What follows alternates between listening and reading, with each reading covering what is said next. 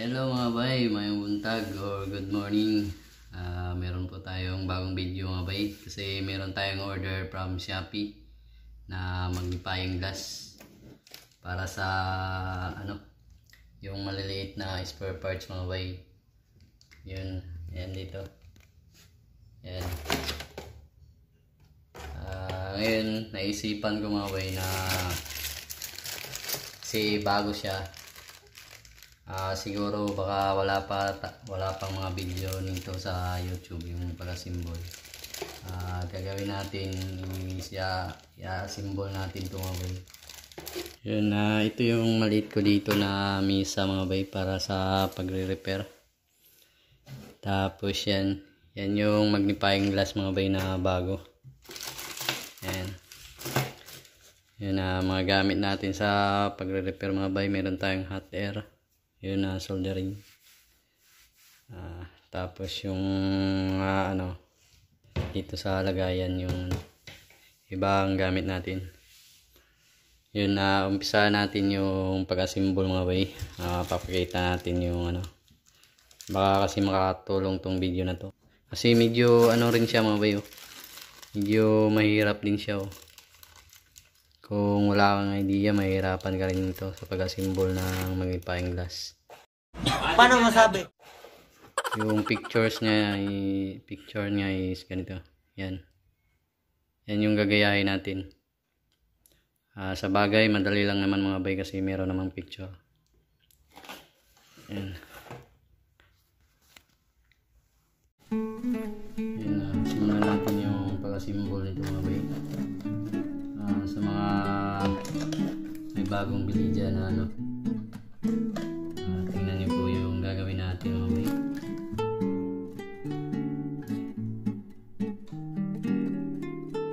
Kaya na bahala kung anong posisyon ng soldering stand, kung saan siya nakaharap. Tapos meron siyang higpitan dito.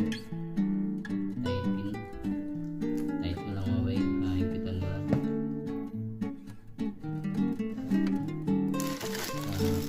Ito yung medyo mahirap dito mga bay. Yan. Ipitan natin sa gitna. Medyo mahirap dito mga bay.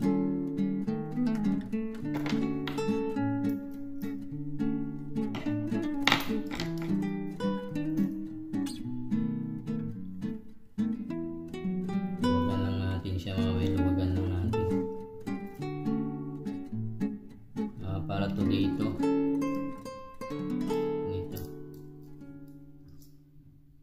Pero baliktad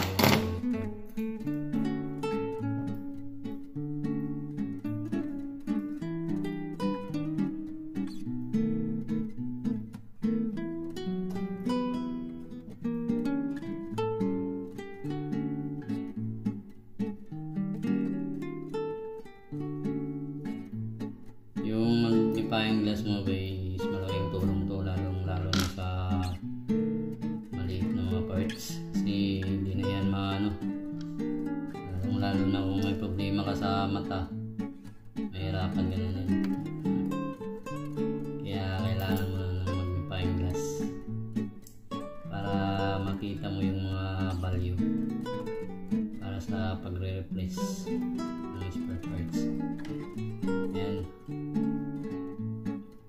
Yung mga bay, yung ito kailangan yung medyo tupi sila yung magkaharap para dito itong bilog is hindi tumakbo. Yan.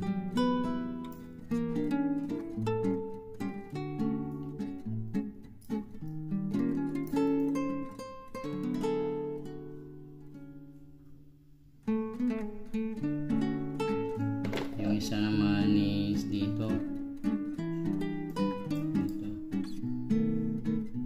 Dito siya lasang mga bilog mga bay, pagitnaan lang.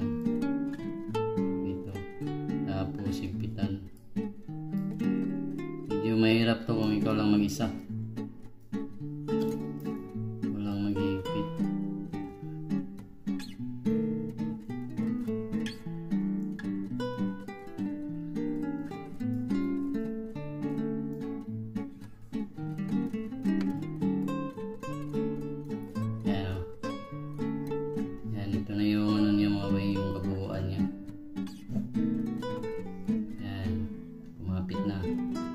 Tapos pwede mo siyang ikot-ikotin pala oh. Kung ano yung gusto mo ano sa hawakan ng ano, PCB. Ayan. Tapos na natin yung isang mabay. Dito naman tayo sa kabila. Ayan. Tapos yan sa picture nakaganito niya. Gayahin lang natin yung mabay. Isa muna.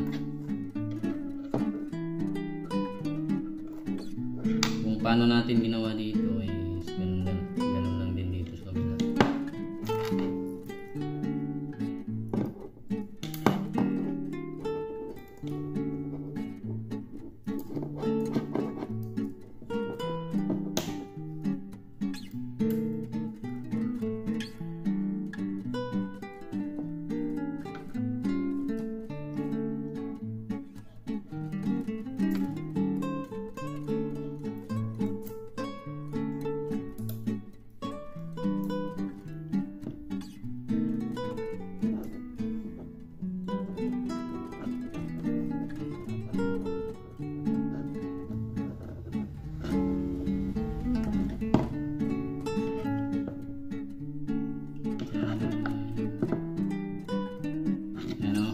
Mabay.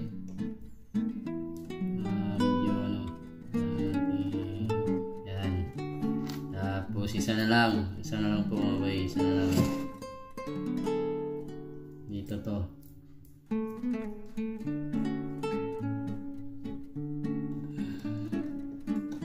Yan, nakikita na siguro nakikita nyo na yung ano mabay.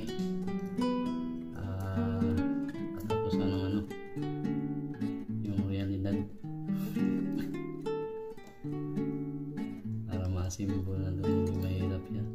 Kung ikaw lang may isa mabay mag-simbol, medyo mahirap.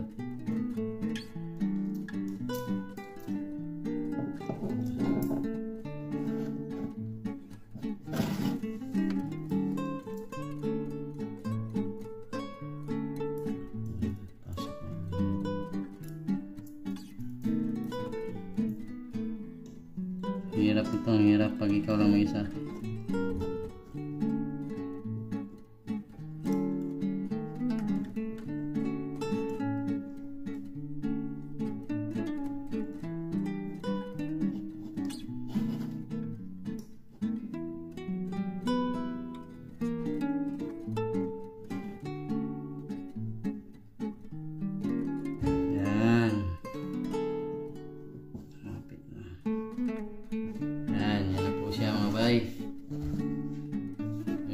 Magkamukha na sila sa picture.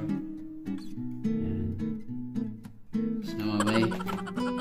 Tapos halimbawa dito yung ano, dito yung PCB. Ayan o, mayroong PCB. Yung re-referin mo, dito mo siya ilalagay para maging maayos. Sample natin mabay, kuha tayo ng ano, orange pipe.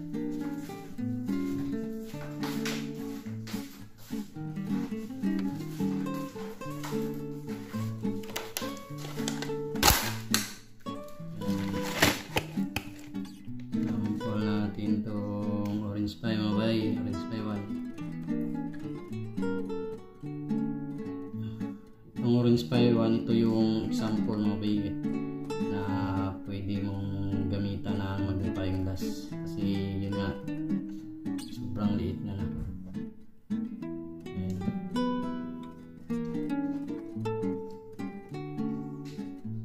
Ayan.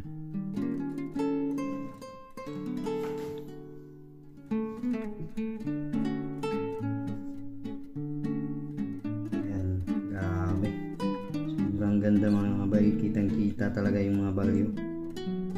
Ayan. Ayos. Yan o, diba? Klarong klaro mga mabay. Napakalaking tulong. Kahit ano lang, hindi talaga siya yung telescope na ano, at least man lang kitang kita pa rin yung maliliit na value, maliliit na spare parts. Kasi yan yung tatanggalin natin mga bayo. Ayan yung maliit dyan. Yung regulator ng Orange Pi 1. Ayos mga bay, tapos na yung pag-assemble natin ng soldering stand sa magnifying glass. Sana na makita nyo tong video na itong mga bay at masundan nyo yung ano. Madali lang naman. Sobrang dali lang. Yun, maraming salamat mga bay sa mga nakapanood dyan ng video. Please subscribe kung hindi pa kayo nakapag-subscribe mga bay. Maraming salamat, lalo na sa mga kalintiksyan ko dyan, sa mga kamis at sa mga kapiso wifi ko. Maraming salamat.